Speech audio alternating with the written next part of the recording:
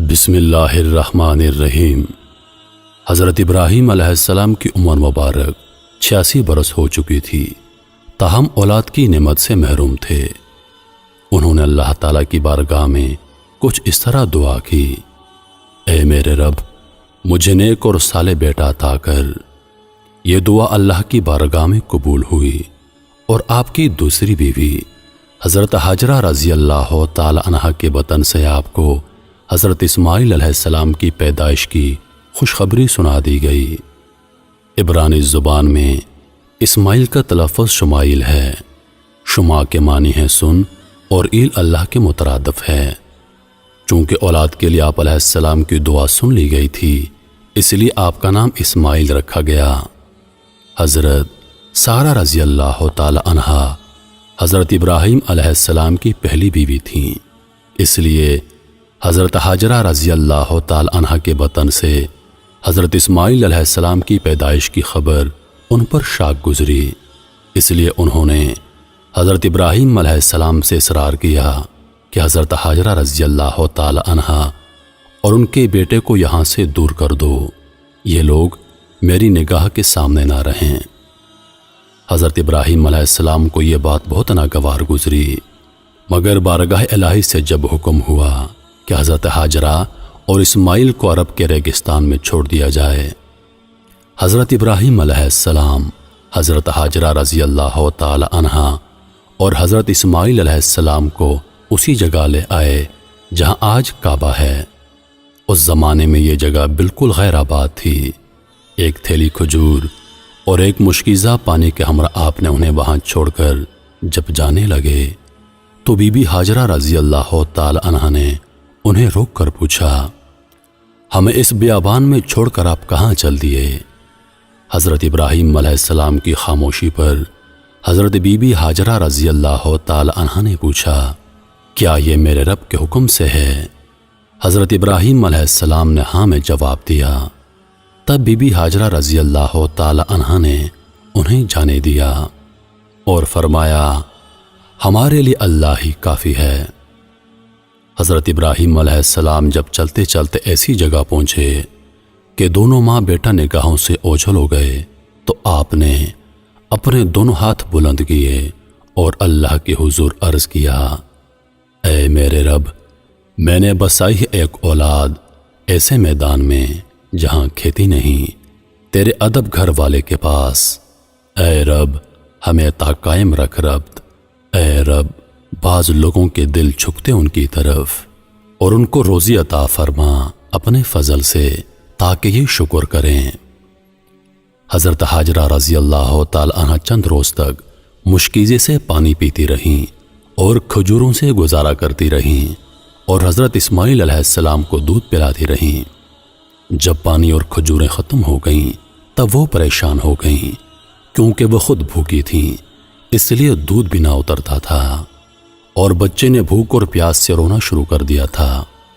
بچے کی بے چینی دیکھ کر حضرت حاجرہ رضی اللہ تعالی عنہا نے پانی کی تلاش شروع کر دی، اور وہ صفا پہاڑی پر چڑھیں کہ شاید کوئی اللہ کا بندہ نظر آ جائے یا کہیں سے پانی مل جائے، مگر کچھ نظر نہ آیا۔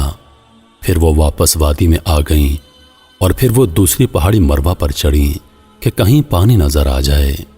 اس طرح آپ نے 7 چکر لگائے۔ مامتا کا یہ جذبہ اللہ تعالیٰ کی بارگاہ میں اس قدر مقبول ہوا کہ بیت اللہ کی زیارت کے لیے آنے والے ہر فرد پر اللہ تعالیٰ نے اسے لازم قرار دے دیا کہ حضرت حاجرہ رضی اللہ تعالی عنہا کی سنت کی پیروی کرتے ہوئے صفا اور مروہ کے پہاڑوں کی سعی کرے۔ اس جستجو پر مشتمل عمل کی مقبولیت کا ایک اشارہ یہ بھی تھا کہ 7ویں چکر میں حضرت حاجرہ رضی اللہ تعالی عنہا جب بچے کے پاس واپس آئیں تو دیکھا کہ جس جگہ حضرت اسماعیل علیہ السلام روتے ہوئے ایڑیاں رگڑ رہے تھے، وہاں سے پانی کا چشمہ جاری ہو گیا ہے، اور یہ چشمہ آج بھی موجود ہے، اور ہم لوگ اسے آب زمزم کے نام سے جانتے ہیں۔ ہزاروں سال گزرنے کے باوجود چشمے کا پانی اسی طرح جاری ہے۔ اللہ تعالیٰ نے اس میں مخلوق کے لیے شفا رکھی ہے۔ حضرت حاجرہ رضی اللہ تعالی عنہا یہ معجزہ دیکھ کر بے حد خوش ہوئیں اور اللہ تعالیٰ کا شکر ادا کیا۔ اس کے بعد آپ نے بچے کو پانی پلایا اور خود بھی اس سے مستفید ہوئیں۔ اسی وقت اللہ تعالیٰ کی طرف سے ایک فرشتہ نازل ہوا اور ان کی طرف سے وعید سنائی، اے ہاجرہ، آپ خوفزدہ نہ ہوں اور نہ ہی غمگین ہوں، کیونکہ اللہ تعالیٰ آپ کو اور اس بچے کو ضائع نہیں ہونے دے گا، کیونکہ یہ اللہ کا گھر یعنی مقام بیت اللہ ہے، جسے اس بچے اور اس کے باپ نے تعمیر کرنا ہے۔ کچھ عرصے کے بعد بنو جرہ نامی ایک قبیلہ پانی کی فراوانی دیکھ کر حضرت ہاجرہ رضی اللہ تعالی عنہ کی اجازت سے یہاں آ کر آباد ہو گیا۔ حضرت اسماعیل علیہ السلام کا بچپن اسی قبیلے کے افراد کے درمیان گزرا۔ ابھی حضرت اسماعیل علیہ السلام بچے ہی تھے کہ حضرت ابراہیم علیہ السلام نے خواب میں دیکھا کہ حضرت ابراہیم علیہ السلام اپنے لخت جگر کو اللہ کی راہ میں قربان کر رہے ہیں۔ آپ علیہ السلام نے مسلسل 3 راتیں ایک ہی طرح کا خواب دیکھا، لہذا آپ کو یقین ہو گیا کہ یہ خواب یقیناً اللہ تعالیٰ کی طرف سے ہی ہے، اور آپ علیہ السلام نے اللہ تعالیٰ کے حکم کی تعمیل کا ارادہ فرمایا اور اپنا تمام خواب اپنے بیٹے کو سنایا، اور پھر حضرت اسماعیل علیہ السلام سے پوچھا، میرے بیٹے، میں تجھے اپنے خواب کے پیش نظر اللہ کی راہ میں قربان کرنا چاہتا ہوں، بتا تیری کیا رائے ہے؟ اس پر حضرت اسماعیل علیہ السلام نے انتہائی تحمل کے ساتھ فرمایا، بابا جان، آپ اللہ کے نبی اور ان کے برگزیدہ بندوں میں سے ہیں، آپ بے فکر ہو کر اللہ کے حکم کی تعمیل کریں، انشاءاللہ آپ مجھے انتہائی صبر والا پائیں گے۔ چنانچہ یہ دونوں اللہ کے بندے حکم خداوندی کے لیے گھر سے نکل کھڑے ہوئے۔ روایات میں آتا ہے کہ ابلیس نے انہیں ناکام بنانے کے لیے کئی طریقے اپنائے۔ سب سے پہلے وہ بی بی ہاجرہ رضی اللہ تعالی عنہ کے پاس پہنچا اور انہیں بتایا کہ حضرت ابراہیم علیہ السلام اپنے بیٹے کو اللہ کی راہ میں قربان کرنے چل پڑے ہیں۔ اس پر بی بی ہاجرہ رضی اللہ تعالی عنہ نے فرمایا، اسماعیل ہماری اکلوتی اولاد ہے، ابراہیم ایسا نہیں کر سکتے۔ پھر ابلیس نے کہا وہ اللہ کے حکم کے مطابق کر رہے ہیں۔ اس پر بی بی ہاجرہ نے فرمایا، اگر یہ میرے خالق کی رضا ہے تو میں اس پر راضی ہوں۔ جب یہاں ابلیس کے سارے وار ناکام ہو گئے تو اس نے حضرت ابراہیم علیہ السلام کو اکسانے کا ارادہ کیا اور ان کے دل میں باپ کی شفقت کو ابھارنے لگا اور کہا، اے ابراہیم، اسماعیل آپ کی اکلوتی اولاد ہے، آپ عمر رسیدہ ہیں اور انہی سے آپ کی نسل ہے، یہ آپ کیا کرنے جا رہے ہیں؟ اس پر حضرت ابراہیم علیہ السلام نے جواب دیا، مجھے میرا بیٹا اللہ نے دیا ہے اور یہ میرے پاس اللہ کی امانت ہے، میں اللہ کے حکم پر راضی ہوں، وہ جیسے چاہے حکم دے، ہم اس کے تابع اور فرما بردار ہیں۔ آپ علیہ السلام کے جواب سے ابلیس کو سخت مایوسی ہوئی، لیکن اس نے آپ کو بہکانے کی اپنی ناکام کوشش جاری رکھی، حتیٰ کہ اس نے حضرت اسماعیل علیہ السلام کو بھی بہکایا، لیکن وہ بھی اپنے مقصد پر ڈٹے رہے۔ حضرت اسماعیل علیہ السلام نے فرمایا، میں اپنی رب کی رضا میں راضی ہوں، میرے رب نے میرے بابا کو براہ راست میری قربانی کا حکم خواب میں دیا ہے، اور انبیاء کرام کے خواب سچے ہوتے ہیں۔ کہا جاتا ہے کہ ابلیس نے انہیں 3 مرتبہ قربان گاہ جانے کی راہ میں حائل ہونے کی کوشش کی، اور تینوں مرتبہ حضرت اسماعیل علیہ السلام اور حضرت ابراہیم علیہ السلام نے ان پر کنکر برسائے اور اسے کامیاب نہ ہونے دیا۔ یہی وہ سنت ہے جسے ہر سال حجاج کرام دہراتے ہیں، اور یہ سنت رمی کہلاتی ہے۔ بالآخر دونوں باپ بیٹا وادی منع میں پہنچے، جہاں اسماعیل علیہ السلام کو ذبح کرنا تھا۔ تب کائنات نے وہ منظر دیکھا جو اس سے پہلے کبھی نہیں دیکھا تھا اور نہ شاید قیامت تک دیکھ پائے گا۔ زمین و آسمان ساکت ہیں، کائنات حیران ہے، فرشتے عرش سے زمین پر عجیب منظر دیکھ رہے ہیں۔ تبھی اسماعیل علیہ السلام کہتے ہیں، ابا جان، آپ میرے دونوں ہاتھ اور دونوں پاؤں باندھ دیجئے تاکہ چھری چلاتے وقت آپ کو کوئی دقت نہ ہو، اور ابا جان آپ مجھے زمین پر منہ کے بل لٹائیے گا تاکہ میرا چہرہ زمین کی طرف ہو۔ اگر میرا چہرہ آپ کی طرف ہوا تو کہیں آپ کو مجھ پر ترس نہ آ جائے اور آپ مجھے ذبح نہ کر پائیں۔